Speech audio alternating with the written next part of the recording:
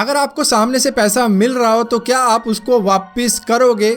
शायद ज्यादातर लोग ना करें, लेकिन गूगल के सीईओ सुंदर पिचाई ने करीबन 405 करोड़ रुपए वापस कर दिए हैं गूगल को ही, जो उनको मिल रहे थे। उन्होंने कहा कि मेरी सैलरी काफ़ी ज़्यादा है तो मुझे ये एक्स्ट्रा बोनस नहीं चाहिए, जो था 405 करोड़ रुपए का। तो फिलहाल के लिए इसी वजह से इनका नाम टॉप पेड सीईओ में से थोड़ा सा नीचे आ चुका है। Welcome to amazing random fact. मेरा नाम है भारत शर्मा, आप देख रहे हो देखो इसको। आशा करता हूँ आज का दिन आपको बहुत अच्छा बीत रहा होगा।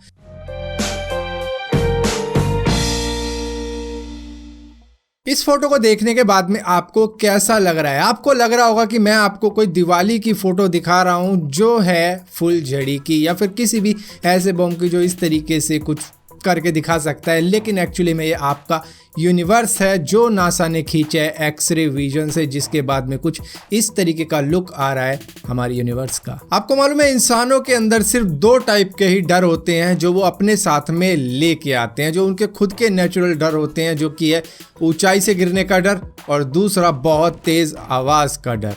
जब भी बहुत ज़्यादा शोर शराबा होता है तो हम उससे दूर जाने की कोशिश करते हैं। तो यही 2 टाइप के डर होते हैं, लेकिन बाकी के जो डर होते हैं वो हमारे आसपास का एनवायरनमेंट, हमारा कल्चर हमें दे देता है कि भैया भूत भी होते हैं, ये भी होते हैं, वो भी होते हैं, जिस वजह से हमें थोड़ा और उन चीज़ों से भी डर लगने लग जाता है, क्योंकि हमें उनके बारे में डराया जाता है। क्या आपको मालूम है कि FBI के पास में उनका खुद का एक पूरा नकली टाउन है जिसको बोला जाता है हॉगन एली। यहाँ पर बैंक भी है, पोस्ट ऑफिस भी है, होटल भी है, शॉप्स भी हैं, घर भी है, बार्बर शॉप भी है और बहुत कुछ है यहाँ पे जो भी असली के टाउन में होता है। और इसी के साथ साथ यहाँ पर एक्टर्स भरे पड़े हैं। इस पूरे टाउन में सबको अलग अलग रोल दे रखा है। किसी को नाई का दे रखा है, किसी को पोस्ट ऑफिस में काम करने वाले लोगों का दे रखा है, और कईयों को टेररिस्ट का दे रखा है, बैंक रॉबर का दे रखा है और ड्रग डीलर का दे रखा है। और यहीं पे FBI की ट्रेनिंग होती है। 1975 में मैक्सिको के अंदर एक प्रिजन एस्केप हुआ था जो कि बिल्कुल लीगल तरीके से किया गया था। हालांकि प्रिजन एस्केप कोई लीगल चीज है नहीं, लेकिन जो तरीका यूज किया गया था वो थोड़ा सा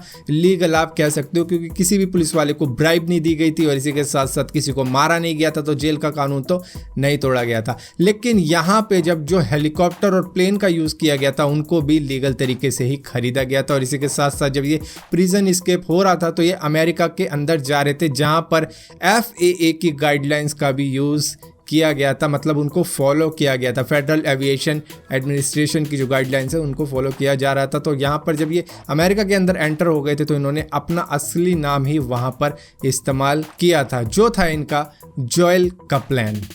हिंदी में तो लगता है कि हाँ इसका प्लान था, लेकिन ये इसका नाम है। 1986 में सोवियत यूनियन के अंदर एक न्यूक्लियर डिजास्टर हुआ था जिसको चेर्नोबिल डिजास्टर के नाम से भी जाना जाता है, जहाँ पर हवा में रेडिएशन फैल गया था, मिट्टी में रेडिएशन फैल गया था और हर जगह रेडिएशन ही था न्यूक्लियर का। जिसके बाद में सनफ्लावर की खेती की गई थी, क्योंकि इससे रेडिएशन काफ़ी हद तक कम किया जा सकता है। जिसके बाद में 2011 में जापान के फुकुशिमा के अंदर भी एक न्यूक्लियर एक्सीडेंट हुआ था, जहाँ पर इसी मेथड को यूज़ किया गया था और सनफ्लावर की खेती यहाँ पर भी की गई थी। 2015 में रशिया के अंदर कोई व्यक्ति अपने बच्चे को कार्डबोर्ड में रखकर छोड़ गया था वहां पर मरने के लिए, जिसके बाद में एक जंगली बिल्ली आई जिसको आसपास के लोग खाना खिला दिया करते थे और उस बक्से में जाकर बैठ गई, जिसकी वजह से उस बच्चे को गर्मी मिलती रही और वो ठंड में नहीं टूट रहा। जिसके बाद में वो म्याऊं म्याऊं करती रही और आसपास के लोग आए और उस बच्चे को बचा लिया, और इस बिल्ली का नाम था माशा। वॉकिंग डेड के अंदर कई एक्टर्स ज़ॉम्बी बने थे, जिसकी वजह से उनको अपना आइडेंटिटी प्रूफ अपनी जेब में रखना पड़ता था ताकि वो एंड में दिखा सके कि ये मैं हूं और मेरा पे दो, मैं निकलूं यहाँ से। जापान के नॉर्थ ईस्ट साइड पर एक पत्थर है जिसपे लिखा हुआ है do not build your house below it. ये करीबन 600 साल पुराना है, जिसको वहां के लोगों ने फॉलो किया, जिसकी वजह से 2011 में आए सुनामी डिजास्टर में वो सभी लोग बच गए थे। रिसर्चर्स का मानना है कि मकड़ियां जितनी ज्यादा बड़ी होती हैं उतना ही ज्यादा लोग उनसे डरा करते हैं। स्विट्जरलैंड का एक कपल मालदीव गया था अपनी शादी के लिए, मालदीव के तरीके से शादी करने के लिए, जिसके बाद में वहां पर उनकी शादी हुई वीडियो यूट्यूब पे अपलोड कर दी कि हमने मालदीव के अंदर शादी करी उन्हीं के ट्रेडिशनल तरीके से।